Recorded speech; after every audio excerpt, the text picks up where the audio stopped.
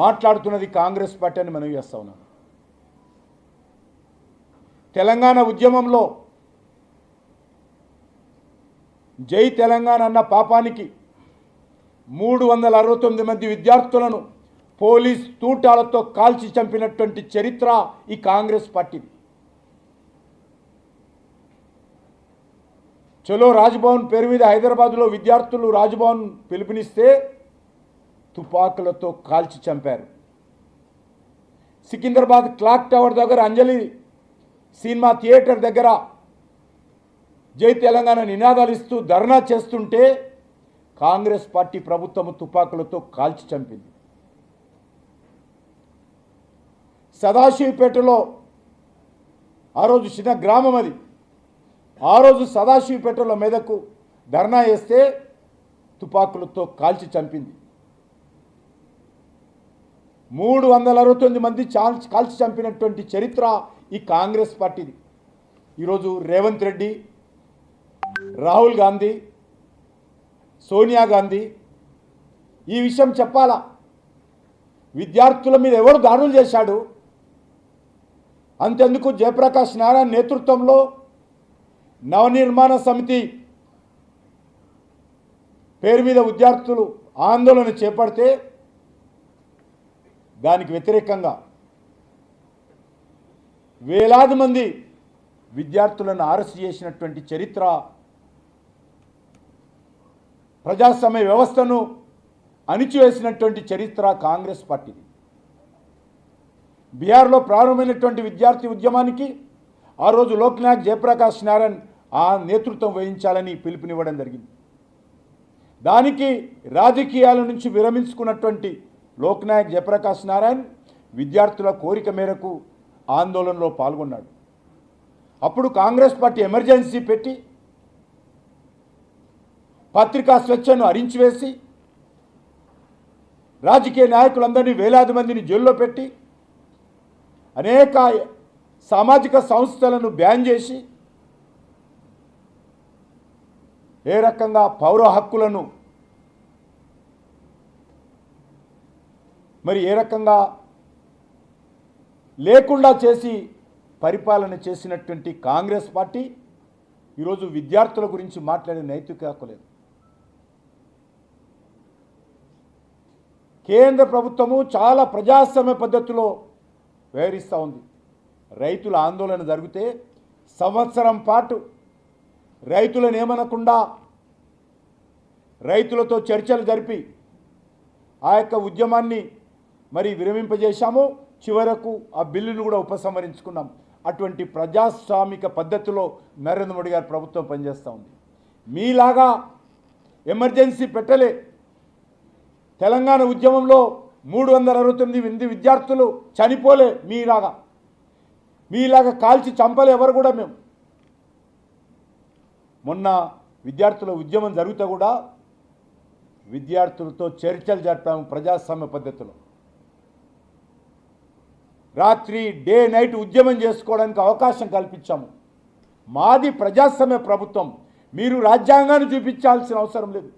రాజ్యాంగానికి వ్యతిరేకంగా రాజ్యాంగాన్ని కాలరాచే విధంగా కాంగ్రెస్ పార్టీ దేశంలో వ్యవహారం చేస్తూ ఉంది. రాజ్యాంగాన్ని కాలరాచే విధంగా విద్యార్థులను ఆ రోజు అణిచివేయడం కోసం ఏ రకంగా మరి విద్యార్థులను కాల్చి చంపిందో మనం చూసాం. అంతెందుకు ఈ చివరి దశ ఉద్యమంలో కూడా ఆత్మహత్య చేసుకున్నటువంటి 1200 మంది తెలంగాణ ఉద్యమకారులలో మెజార్టీ విద్యార్థులైన విషయం ఈరోజు కాంగ్రెస్ పార్టీ గుర్తుపెట్టుకోవాలి. ఇదే తెలంగాణ నుంచి హైదరాబాద్ నుంచి వచ్చినటువంటి ఒక విద్యార్థి యాదిరెడ్డి పార్లమెంట్ దగ్గర తెలంగాణ ఇవ్వనందుకు నా చావుకు కాంగ్రెస్ పార్టీ, నా చావుకు సోనియా గాంధీ, నా చావుకు కేంద్ర ప్రభుత్వము కారణమని చెప్పి బాజాప్తా సూసైడ్ నోటు రాసి ఇదే పార్లమెంట్ దగ్గర ఆత్మహత్య చేసుకున్నారు. ఇది కాంగ్రెస్ పార్టీ ప్రభుత్వ హయాంలో కాదని అడుగుతా ఉన్నాను.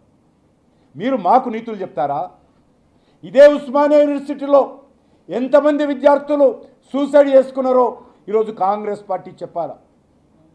విద్యార్థుల గురించి, విద్యార్థుల హక్కుల గురించి కాంగ్రెస్ పార్టీ భారతీయ జనతా పార్టీకి నీతులు చెప్పాల్సిన అవసరం లేదు. మేము చాలా బాధ్యతగా ఇటీవల జరిగినటువంటి విద్యార్థుల ఉద్యమంలో సంయమనంతో ఉన్నాము, ప్రజాస్వామ్య పద్ధతిగా ఉన్నాము, విద్యార్థులను పిలిచి మాట్లాడాము, విద్యార్థుల డిమాండ్లను సానుకూలంగా పరిష్కారం చేసే విధంగా ప్రభుత్వం ముందుకెళ్ళింది. చాలా నిర్మాణాత్మకంగా ఈరోజు మేము మరి ఈ యొక్క కొత్త చట్టాన్ని తీసుకురావాలనేటువంటి దాంట్లో ముందుకొచ్చాము. కాంగ్రెస్ పార్టీ బాధ్యత కలిగినటువంటి పార్టీ అయినప్పటికీ కూడా రెస్పాన్సిబుల్ పొలిటికల్ పార్టీ, ఎందుకంటే అనేక సంవత్సరాలు ఈ దేశాన్ని పరిపాలించింది.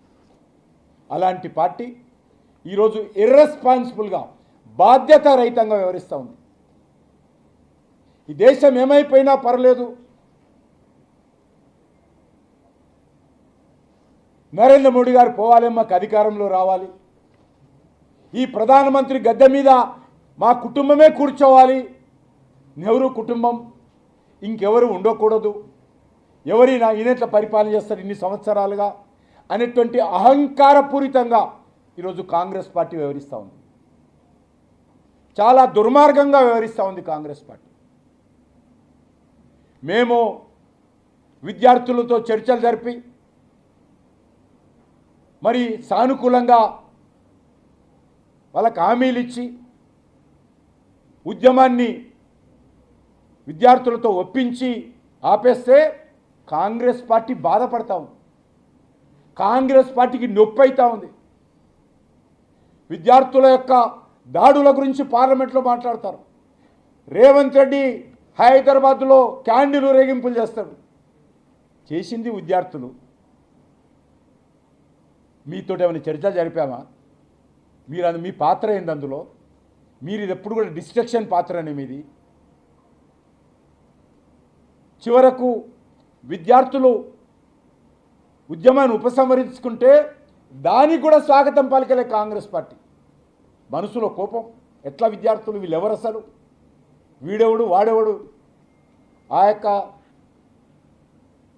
సోనం ఎవరు, ఎట్లా అమర నిరదీక్ష విరమించుకుంటారు, ఆయన కూడా మోడీ గారితో కలిసిపోయాడు. ఈ రకంగా ఎవరో కొత్త సంస్థలు, బాధ్యత లేనటువంటి పార్టీలు మాట్లాడని అర్థం చేసుకోవచ్చు. స్వాతంత్రం వచ్చినప్పటి నుంచి మీరే ఏకఛత్రాధిపత్యం వహించినటువంటి ఈ భారతదేశంలో మీరు ఈ రకంగా బాధ్యతారహితంగా వ్యవహరించడము చాలా బాధపడుతున్నారు. ఇంకా వైలెన్స్ కాలేదు ఎందుకు, అది పోలీసులు ఫైరింగ్ ఎందుకు చేయలేదని, ఎందుకు ఈరోజు బీభత్సం రాలేదని రాహుల్ గాంధీ బాధపడిపోతున్నట్టుగా వివరిస్తూ ఉన్నారు. ఇంతకంటే దుర్మార్గమైనటువంటి వ్యక్తులు, పార్టీలు ఎవరుండవు.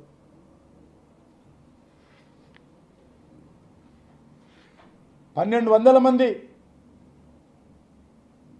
ఆత్మహత్యకు కారణమెవరు?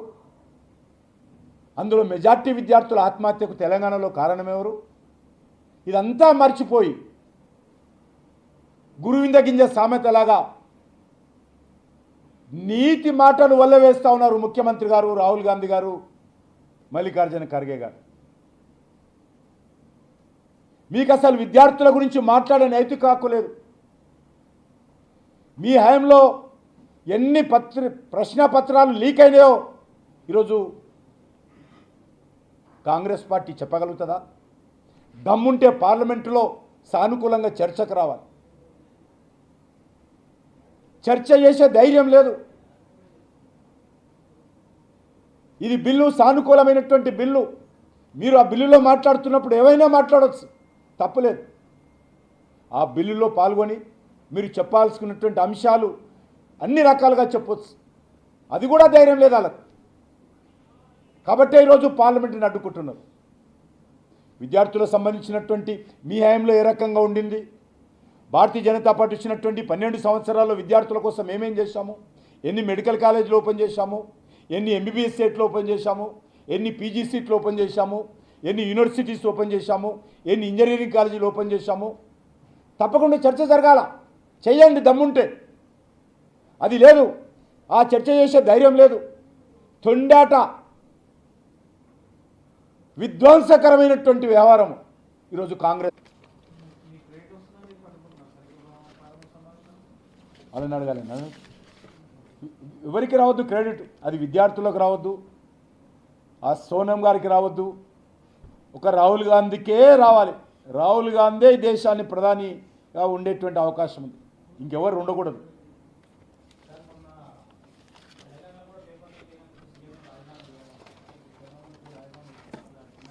అదే అడుగుతుంది నేను. అదే పార్లమెంట్ వస్తుంది కదా.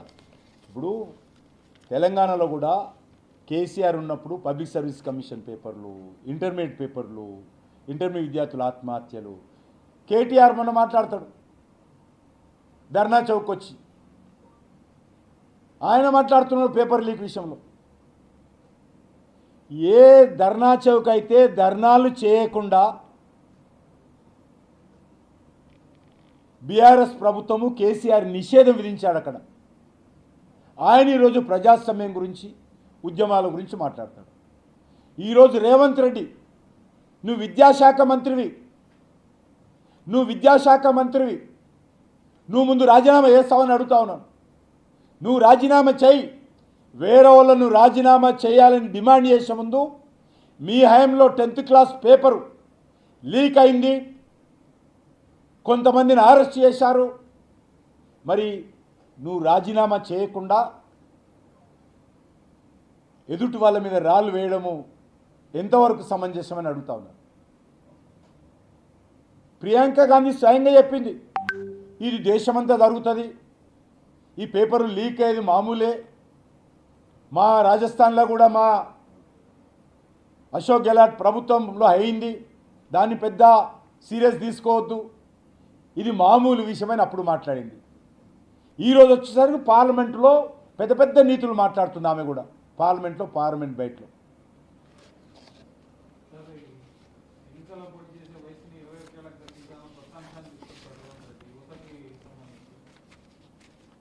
ఆయనకు సంబంధించిన వాళ్ళ పార్టీలో మాట్లాడుకోమని ముందు, ఆయన వాళ్ళ పార్టీలో మాట్లాడుకోమనండి ముందు.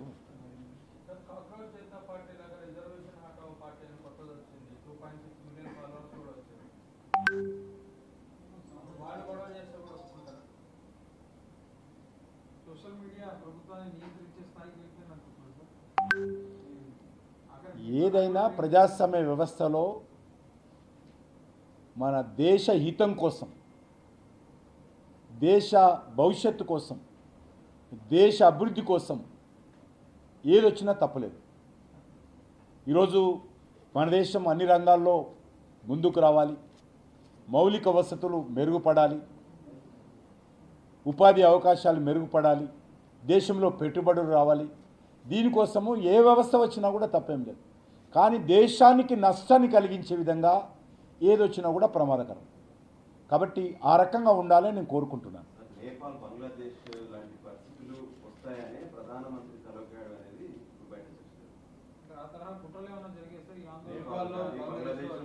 జరిగింది కదా, అటువంటి పరిస్థితులు వస్తాయని ప్రధానమంత్రి ఏకంగా దిగొచ్చారు అనేది.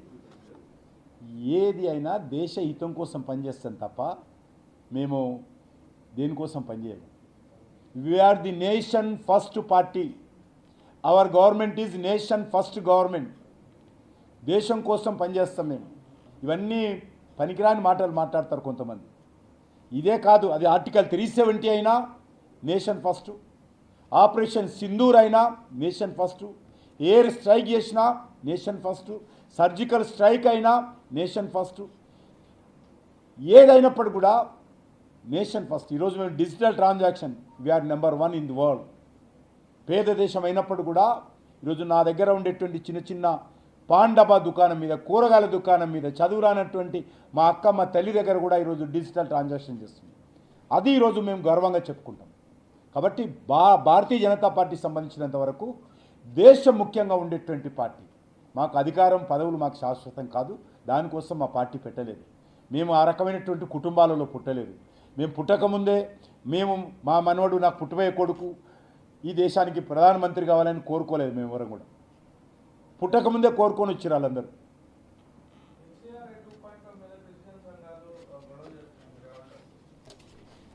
ఏదైనా కూడా నేను ఇంతకుముందు అదే చెప్తున్నాను, అది కూడా దీనికే వర్తిస్తుంది. ఎఫ్సిఆర్ అయినా ఏదైనా కూడా చట్ట పరిధిలో వాళ్ళకు డబ్బులు రావచ్చు, పని కష్టపెట్టవచ్చు, దాన్ని మిస్యూజ్ చేయొద్దని. అందులో వస్తున్నటువంటి డబ్బు కొంతమంది వ్యక్తులు ప్రజల కోసం ఖర్చు పెట్టాల్సింది, వెల్ఫేర్ యాక్ట్ కోసం ఖర్చు పెట్టాల్సింది, కొంతమంది